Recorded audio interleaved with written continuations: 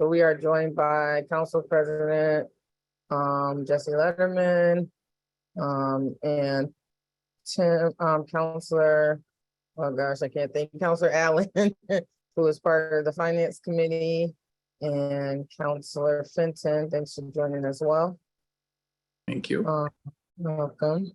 So we're gonna go ahead and get started, and we will call the Finance Subcommittee meeting to order on today, November 14th at, I'm trying to wait 1 minute, but 5:30, there we go, 5:35 p.m. And so we'll go down the agenda. And hold on.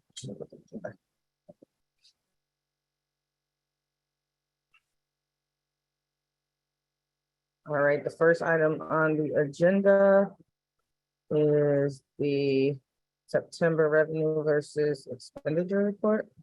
So Pat. Thank you, Madam Chair. Tonight I'll be presenting the September revenue expenditure report. It represents the first quarter of the fiscal year.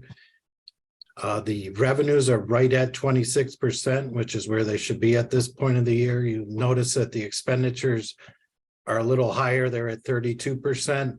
And the driving force behind that, as I've mentioned in the past, is the pension payment. But we also made a large debt payment in September. It was $11.8 million, and that was $8.5 million in principal and $3.3 million in interest. So you'll see that category is also at 50% expended. Okay.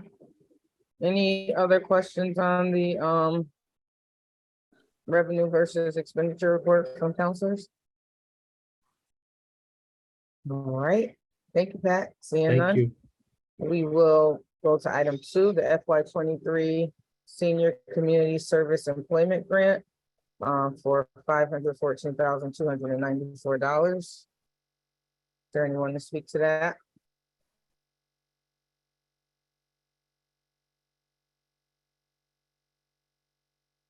Lindsay, maybe? Sandy, you're muted. Oh, Sandy. I didn't even, Sandy, I didn't see you talking. It's been too long. I forgot to unmute myself. I apologize. That's okay. Thank you, Lindsay. This is our CSEP grant. It's an annual grant, and it has it's up for renewal, so we're seeking acceptance. And the CSEP program is a division of Elder Affairs that trains low-income, out-of-work seniors to be placed back into the workforce. It's a training program to get them ready to re-enter the workforce. So this 514,294 pays for like the administration of the program? It is, believe it or not, most of that is for the salaries of the participants themselves. Oh, okay. So It's $473,602 of that is all for the salaries to place the participants into the program. so you partner with different community organizations? We do, yes. And then place them where needed? Yep.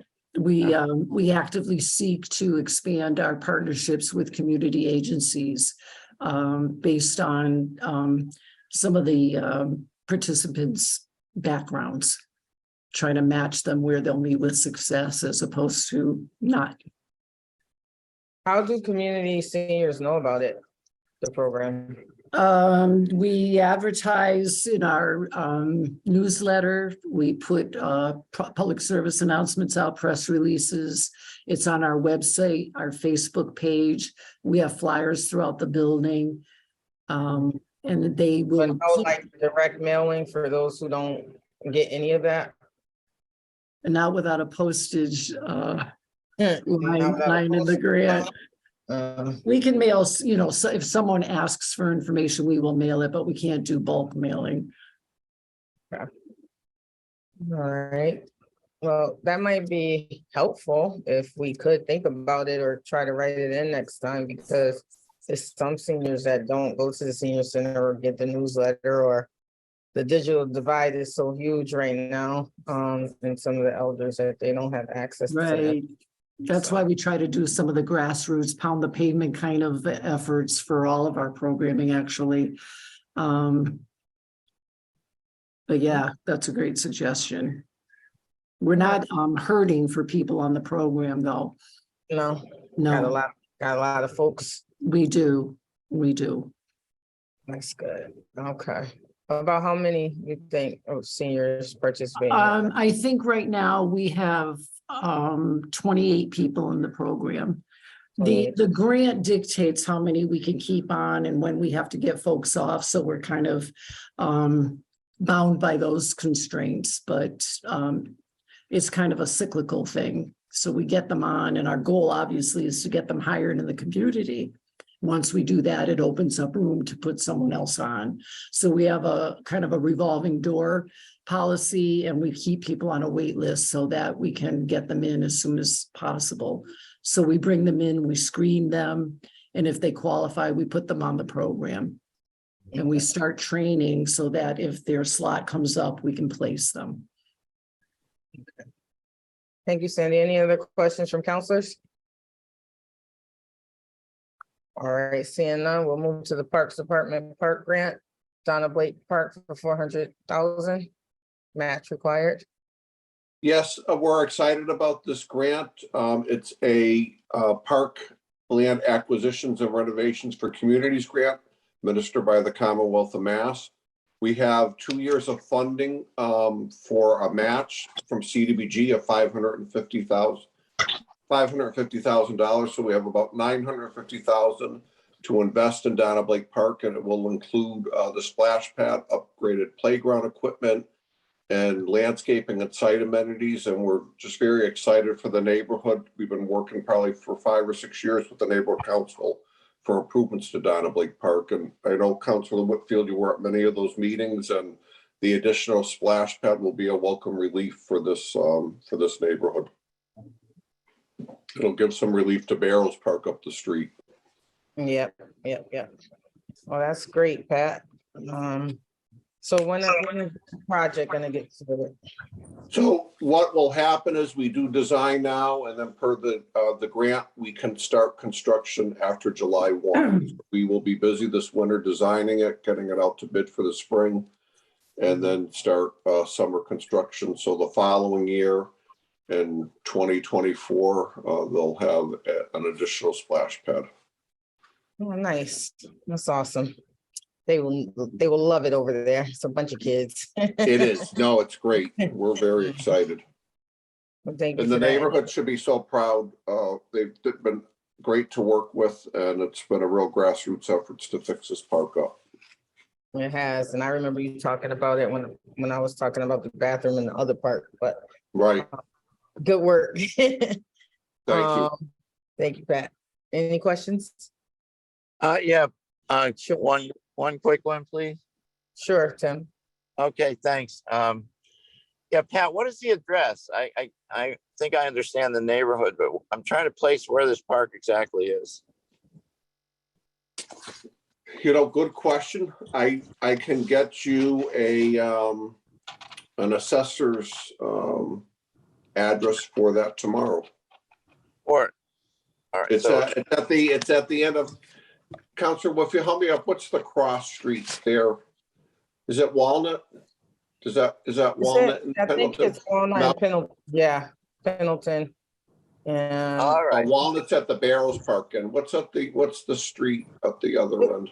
but Donna Blake is kind of in the middle of Pendleton. So All right, so I know that's where Donna Blake Park is. I know that park on Pendleton. That's fine. All right, Mm. sorry about that. But I can get you the exact address. All right, yeah, thank you. welcome. Any other questions? All right, seeing none, the next item number 4 is the FY23 Shine Grant. Amendment increase for $79,033.60. Yes, that again is Elder Affairs. That's for our Shine Division. This is the balance for the remainder of the year. The initial 26,000 was already before council. They gave us a 3-month installment, and they've just now given us the balance, and that's what the rest of this is. Okay, Thank you. Item number 5 is COPS anti-methamphetamine program grant for 10,000. To me. Anybody? I'm here on the police department, counselor. Oh, hi. How are you, doing, bro? Keenan? How are you? Captain Keenan. What is that? Speaks for itself? Sure, I'm sorry. No, it says speaks for itself, but go ahead. It's a $10,000 grant to work with the state police to combat methamphetamine that's coming into the city in the area. Any questions? What's a methamphetamine? Crystal meth, it's starting to find its way here. We've had 2 significant seizures of it in the past few months. Oh, really? Yeah, we're hoping to get it out of here before it comes in full time. We don't need this. No, we don't. No, we don't. Because I've only heard it called meth. So That's- I didn't know that. Yeah. Well, I didn't even know it was in the area. Yeah, we had one on State Street and one on Newton Road in the past 6 months. Oh my gosh. We do not need that. No, I hope this works. thank you. Thank you. Thank you, Captain. Could you, Mhm. can I ask you a question on that?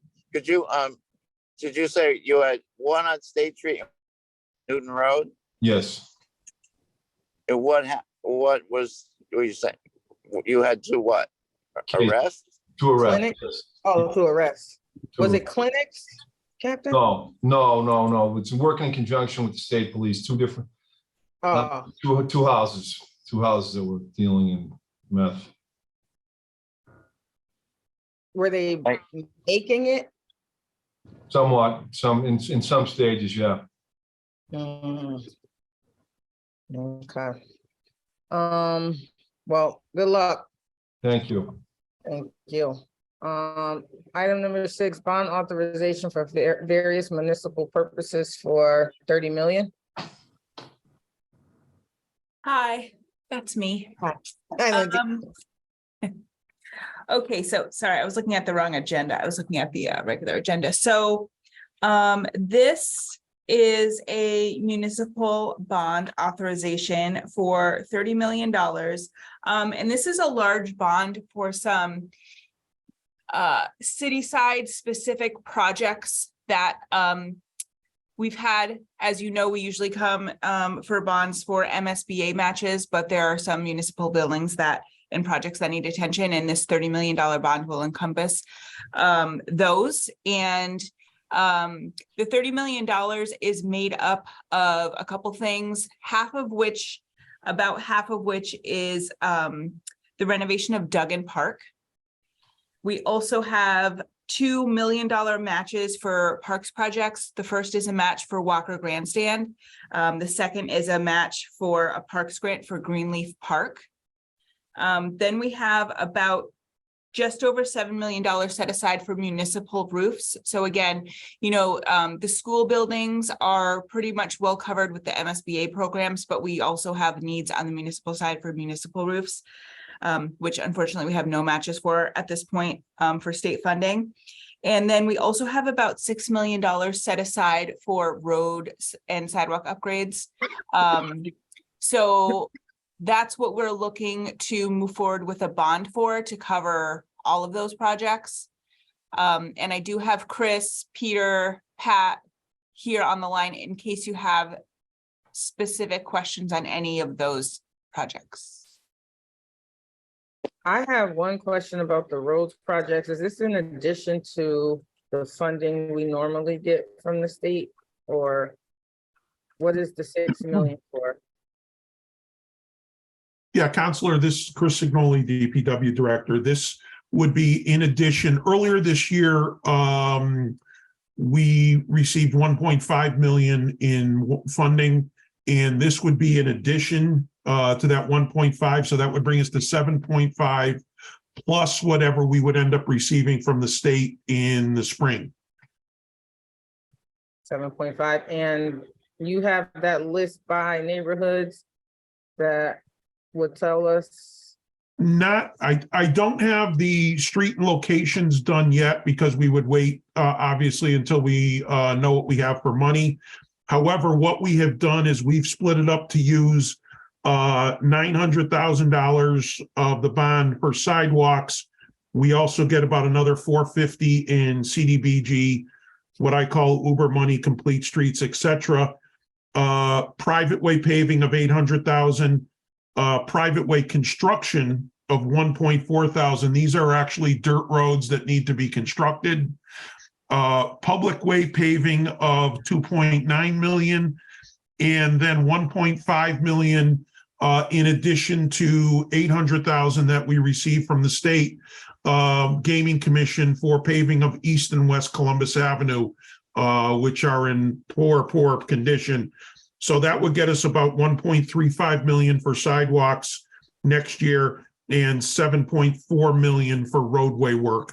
And this year we're doing about $6 million. So this would be an increase in that, in addition, whatever money we elected to use for Chapter 90. We wouldn't have that list complete probably until the middle of January of the exact locations. Okay. Any questions from councilors on that portion of the bond funds? Yeah, yes, please. Okay. Lindsay, could you just break it down from the 30 million, how much is going to, the major categories?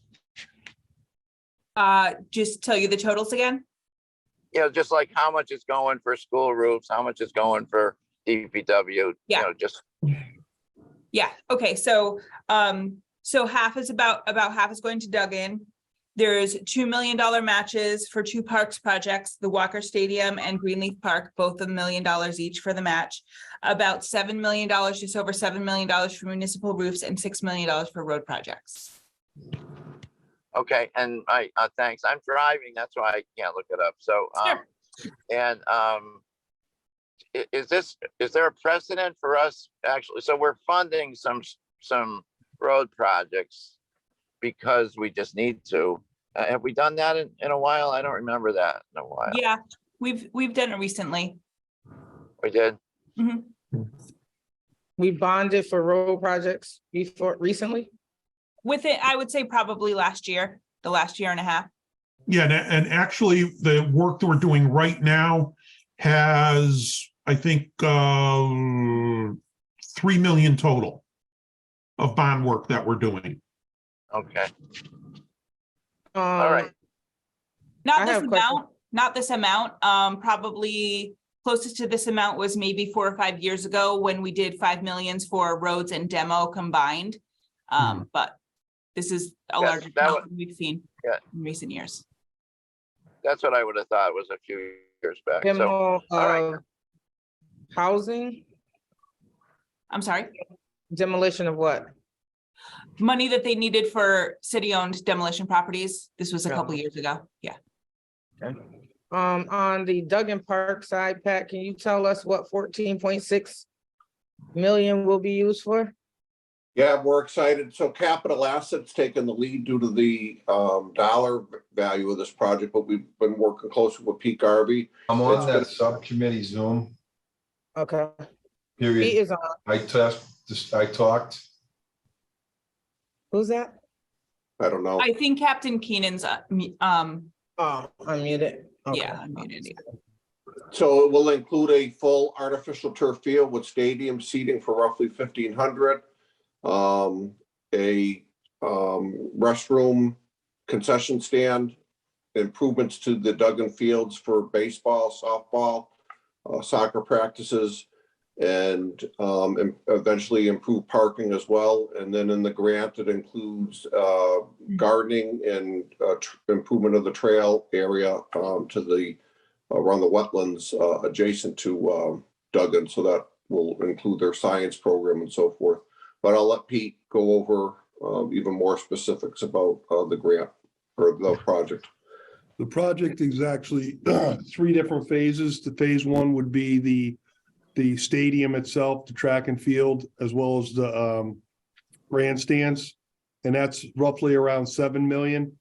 The other 3.5 million would be in phase 2, which is the ball fields, natural grass fields, as well as the concession stand slash bathrooms and some storage. And phase 3 would be the parking area for the stadium. I do have a poster board here, but it's not showing up on my screen for some reason because I got a stupid filter. Oh, it's because you got the filter, yeah. All right, Figure out how to shut it off. no, understandable. Okay, so that sounds really great, and I'm glad that it's happening, but is there any areas of like Mason Square that we can get such fields and stadiums and football field and concession stands happening? It just takes so much land. So when you look at the school land that we have available, Counselor, like Rebecca Johnson comes to mind, but it's just not big enough. It's just, you need that land mass to build something like this. What about This is like 22, I think, Pete, we're looking at what, 20 acres, 20 plus acres of land in total? It's up This there. district? Yeah. What So- about Blunt Park? Blunt Park is it's all wetlands, Counselor. So we're limited by the wetlands, and I'd be happy to go through the mapping. So all of your construction at Blunt Park is basically already been done with the current fields, and then you hit all wetland and all those woods, so you can't build. You know, the senior center was the last building area that you could build in Blunt Park. Okay, because no, I just And have then you have the central field, you know, right next door to Blunt Park already too. Yeah, Here's the picture Okay. of what we're doing, so. But ironically, Counselor, when you were asked a couple weeks ago about Duggan, I said something was in the pipeline, so now you know what was coming. yeah. We are doing work over at Plum Park right now. We're putting in this splash pad. That will be, we're starting construction, but the major construction will be done in the spring slash beginning of summer, so. We're redoing, we're putting in the splash pad, redoing the tennis courts and some other upgrades over there. Can it be done before June 19th? Please. No, that looks beautiful. That really looks beautiful, and it's such a need. It's gonna be like stadium lights and all of that. Yeah, it'll have 4 stadium lights. There'll be some lights on the basketball courts. There will not be lighting for the baseball and softball field, but Oh, no. Oh, why not? Can we get some more money? Pat, Lindsay? I don't, We're tapped out. Maybe we can come in under budget on other areas. right, We'll have Yeah. to, we'll have to see what Peter can do. and I'm But not Counselor, sure. to answer your question for the community, years ago, I worked with Ernie Smith, who used to run 5A before Denise took it over. And Duggan was his spot to use a lot for 5A. So the community will be invited for this field, and be an artificial turf. It'll be able to be able to be scheduled a lot because it'll be easier maintenance than a natural turf field. Yeah, and I'm sure it will be scheduled a lot. So I know about the Walker Grandstand, but the Greenleaf Park Grant Match, what is that $1 million going toward? Yeah, so that's a federal grant that we got, and we're excited. So Greenleaf, because of where it's situated in the city, doesn't always qualify for grants, and the Land and Water Conservation Fund came out with specific requirements, and Greenleaf fit those requirements. So we're very excited.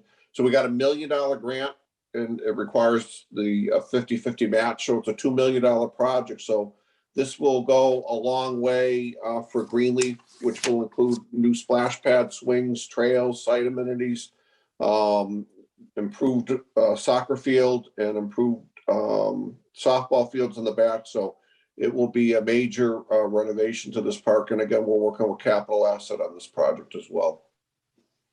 I didn't even know there was a soccer field over there. I'm just disconnected from sports. Well, it's just a bunch of dirt right now, so it's gonna be a beautiful facility when we're done. Oh, okay, that's good. The It's more the in the- merrier. Yeah. More the merrier. Okay. Any other questions from counselors? On that? All set, thanks. Right. So we'll move on to the next bond authorization for MSBA, I guess, ARP project, $7,477,313. Yes. So this is not ARPA. This is accelerated repair. The accelerated repair program. So this is for 3 schools, Valiet and Glickman for new windows and Central for a boiler. Again, MSBA does make us bond for the entire amount of the project budget totals, but we are expecting about an 80 or so, maybe a little bit less percentage reimbursement from MSBA. So that's the total for all the 3 schools. When we get the 80% back, do we pay it right toward the bond?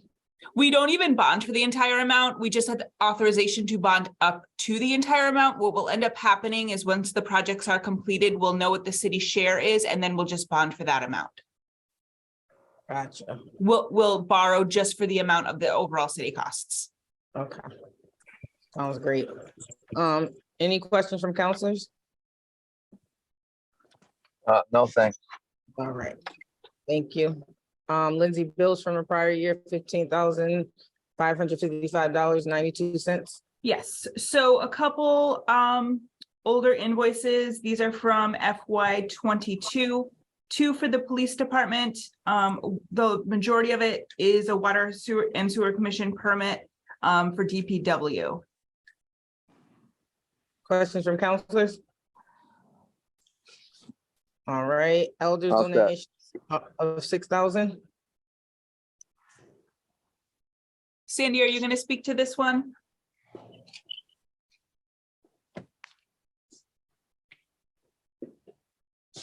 You were muted again. Yeah, I know, really, it's just, I need a tutor. This is the Black Men of Greater Springfield has donated $6,000 to Elder Affairs to be used for the seniors. Suggested uses would be for some outdoor patio furniture at the Ray Jordan Center. Money to help seniors that are in need and don't have the funding for, say, snow removal or lawn care, and things of that nature, good cutting grass, things like that, and possibly the purchase of iPads. Okay, it's nice of them. Very nice. Thank you. Springfield City Library donation of 4,500. Sure, I'll speak to these 2 last donations. These are both for the libraries, but I do just want to make a note that these 3 donations are listed under the orders section of the agenda, and generally they're under the grant section and taken all within under 50,000. So I just want to make you all aware that nobody from libraries will be here to speak on these today. So if they come up during the order section, just so you're aware. So library donations, there's a $4,500 donation made possible by Dr. Robert Dumaine. And the purpose is to purchase books to supplement the Forest Park Children's Department foreign language collection. Who is it? Okay, sorry, Lindsay. Sure. Okay, you can keep going. Okay, and then the second one is for 2,500 from Western New England University. And it was made to allow Western New England to place legal kiosks in Brightwood, Forest Park, Indian Orchard, Library Express in Pine Point, and the Mason Square branches, and $500 each. So the donations were allowed after the libraries allowed them to put kiosks there. Oh, that's nice. Yes. The kiosks are only $500, or that's just how much they're? No, that's what it says. The donation was made to Springfield City Libraries after allowing Western New England to place legal kiosks in those facilities. So I don't think it was related to the cost of having them there. I think it was just a donation because they were there. Oh, gotcha. Any questions on that? I gotta go test these legal kiosks. Have you seen any legal kiosks and have any feedback on them, Counselor Fenton? Unmute here. Hi, yes, I have, and I'm gonna have to abstain from this because I'm involved in the project to bring those kiosks. I'm a member of the board of the Oh, yep. Nick Law Social Justice Center, so. But like, not related to the order. The understanding is like you go to the kiosk and you search for like the service that you need, and then it brings you like different individuals that can help or firms Yeah. or. that Yeah, how it but works? yes, but there's also FAQs. So there's like, there's simple things that have basic level information that that are shared through the kiosk. And then if it's a more sophisticated matter, then it has free services and then can direct to other services where you can find paid services if needed. Gotcha. I'm gonna go test it out. I'm gonna see what it does. I'm gonna go to MK and see. Give us your comments. Okay. Thank you, Counselor. I think it's great. I think it's great to give a resource to the community to be able to do that. All right, financial order. Where we at? Nope. CCA authorization, number 12. Is this the community preservation? Oh, community. Oh, no, that is, Madam Chair, Yes. I think that is the Community Choice Energy Aggregation Authorization. It's not Ah. actually a financial order. Okay. All right. I was like, what's CCA? Thank you. Thank you. Counselor. That's the you were on the meeting, Councilor Yeah. Whitfield, I believe, previously. Yeah. No, I love that program, but I just didn't know what CCA stood for. I live in a world of acronyms, and I'm always like, what's that? So thank you, Counselor. Financial orders, order authorizing the transfer of real property known as East Side Main Street to Springfield Pharma. the Springfield Pharmacy. So I don't know if anyone from EchoDev is here. I don't know if they knew they should come. They will be at the 7 o'clock, but these two financial orders, it says 1 and 2, but they're both they were both responses to RFPs. So I know that someone from EchoDev will have more information about those two at the 7 o'clock. Sure. When you say those two, are you talking about number 2, the financial Yes. order? Yep. Okay. So The we'll. quitclaim deed. that one. Okay, so we'll go ahead and skip that one and wait until the meeting. The appropriation order for taking damages for 65 Sumner Ave in the amount of $1,125,000. Yes. So this is Friendly's again. So the appropriation order was not moved over on the last agenda. So we do need to vote on the appropriation order and then the taking. So hopefully TJ will be here to speak on that if there are any other questions, but just so you know, it's just kind of almost a housekeeping thing because it wasn't done previously. So that's the only reason it's back. Approved that. You did, but there was no appropriation order. So What did we approve? We approved it to be transferred from somewhere? yes, so we approved it. Remember, it had to be moved into a holding account so we could use it this fiscal year. So Mhm. that was done. And also you did vote on the taking, but now we need to vote on the appropriation order to actually purchase it. We approved the taking, but it says order of taking. Correct. So you have to do that again now because we need the money in place first. Oh, we did it out of order? Yeah. Okay, Well, yeah, the appropriation order was never included. So now we have to do that first and then the taking second. gotcha. Okay. Sumner Ave, I hope that's the final. Yeah, meet. yes. Don't we all? Any questions, counselors? No, I was unmuted, on the pharmacy, they're creating a pharmacy and also 10A, 2 bedrooms apartment upstairs and 2 1-bedroom apartment. And they'll On be the there first page? today. Mm-hmm. Okay. for point of information. So Thank the you. Springfield Pharmacy is doing that? Uh-huh, Okay, okay, okay. thank you. Thank you, Counselor. Order approving CPC recommendations to fund. So Bob's here. I don't know, Bob, if you're there, if you can speak to the Yeah. CPC order. Good evening. This is Bob McCarroll, Chair of the Community Preservation Committee. We have a supplementary recommendation that we're bringing to the council. As you know, we brought 16 recommendations last month, and this is for the vacant, deteriorated apartment building at 169 Maple Street, near the intersection of Central Street.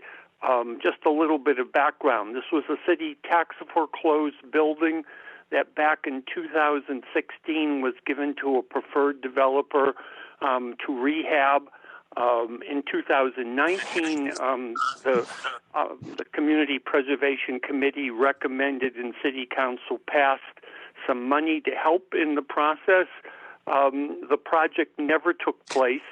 The CPA money was never spent, and the city took back the property this past year, put it out again for request for proposal, and Davenport Associates Limited Partnership has been chosen as the preferred developer.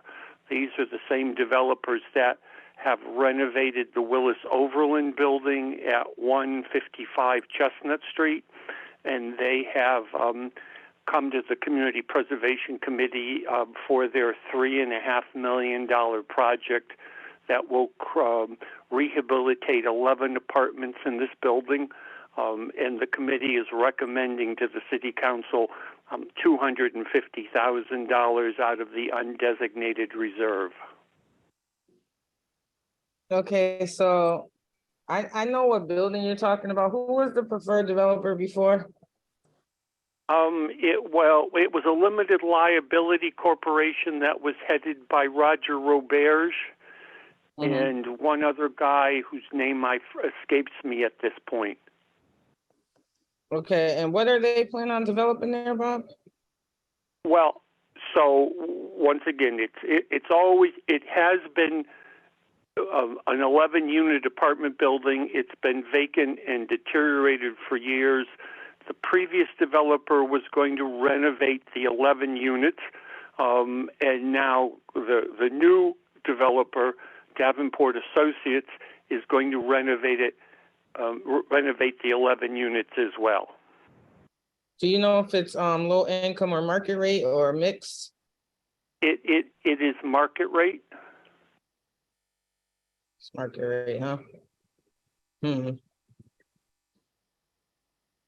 Okay. It's not a 80-20. I mean, we need, there's too many homeless people out here, and the low income housing market it's out of control. We got about 300,000 extremely low income individuals that cannot obtain housing, and we only got about 155,000 units available in the state of Massachusetts. And so for these developers to just continue to develop market rate housing is not addressing that problem. So I'm not sure that I support this transfer of CPC recommended funds for this project. If I may Yes. have a moment, my name is Joy. I'm calling from Davenport. I have my grandkids jumping around, so excuse the background noise. I understand what you're saying, and I just wanted to make people aware that these are 3-bedroom, 2-bath apartments. And one of the programs that we have started, and this building would be particular for too, is working with Springfield Public Housing in helping to transition people who are going from subsidized housing to market rate housing, where we will work with them to help to transition people into that. And this would be one of the projects that they could use for that. And we would work with housing on how we could do that. What do you charge for those 3-bedroom, 2-bath apartments for rent? Juan, are you on the phone right now? I thought my boss was there. Yes, Joy, Oh, okay. I'm on. Hi, All right, Joy. so the rents? Yes, so our estimates of the rent are around $2,000 for a 3-bedroom, 2-bath apartment. Okay, and that's really expensive. And I understand what you're saying about transition, but I would much rather see folks in low income housing transition to being homeowners than transition to renting apartments that cost more money, because that's not really building any equity in their lives unless you got a program where you're putting some of the funds into an account where they can transfer to home ownership. That's not really I mean, I don't know if that's even a great project, because you're just transitioning them to paying more money out of their pocket, but it's not really building their own equity. So, or building any type of capital or anything like that. So I don't know if that helped the situation for me at all in looking to approve this funding. The dire need is to help low income individuals get into some type of housing program. And so when we look at more market rate housing, those aren't really the individuals that are struggling right now. They're not. Like, low income folks making a low income, and the requirement to just get into an apartment that Councilor Perez and I was just talking about before the meeting started is like 3 times your income. They're not making that a month. They're not, 3 times the rent. They're not making that a month to be able to get into these market rate apartments. And if they transition, are they even going to be up to a level of income where they can even transition into affording $2,000 units? I don't know. Councilor Perez? Yeah, I will say the same. We have a struggle. We under 11,443 units and we have so many homeless people that the shelters right now up to capacity. At least we understand, but if it's a market rate, none of the people in our population here in Springfield qualify for those apartments. Even with the transition, I foresee no one paying 2,000 something a month, transitioning for a lower rent to a 2,000 something a month. Yeah, I'm 100%. I agree. Yeah, it's like $2,000 a month. That's more than you would pay for a mortgage. So why would you transition from a low income apartment to pay a higher rent like that? I'm just not understanding that concept. And Davenport gets a lot of business in the city of Springfield, and I'm hoping that you guys will start taking a look at a social impact lens at some of the things that you're proposing in the city. We got one of the highest homelessness populations in the state, and so I'm hoping that you guys would change your lens to like focusing on low and moderate income housing. And if that's not your target market area, then let some other developers that it is their target market come in and help, with this dire need that we have in the city of Springfield. So I'm sorry, Bob, but I can't support this CPC funding go to an initiative like this when there's other low income housing developers that may need it more. Can I just make a point of information for everyone to understand? 169 is a historic building, and it was put out to be a rehab of an historic building that is now deteriorating. The RFP did go out. It went out to all the developers. We were the ones that answered. In order to save the historic building. And I'm not going to tell my opinion on why, but I believe we were the only respondent. We were the only ones that responded. Oh, you were the only one that responded. Yes. Yes. You're the only one that responded. I didn't even know that this was out for RFP. So where are they marketing? And Lindsay, I'm speaking to the choir, like you got to market to more than a little section in the Republican because a lot of developers don't even know to look there. It was You on know? the city's procurement website, and it's also on the state's procurement website. Okay, but if you don't know to look at these places, we sometimes need to mark it in the areas where maybe some developers know to look, like maybe in other newspapers and magazines that's specific to different races, and try to get on some of their media outlets. You guys know where to look, so you're gonna know to look at the state and but we need to do better with our marketing, and we need to do better with the funding that comes from the taxpayers of the city of Springfield money, and really start addressing the needs, the housing needs specifically in the city of Springfield. We got to do better. There's programs that's been created to develop low income houses that can be sold. We can look at programs that can do that. So I'm sorry, I don't think that it's the best use of the taxpayers' money to support another market rate project. That's my personal opinion. I'm not saying that the council is going to agree with me, but that's my personal opinion. And, you know, I understand that this is you guys' business and your market, and that you bid on it and it was a fair bidding process, but I'm sorry, I don't agree with using CPC money to fund that project. That's just my opinion. Any other counselors have any comments?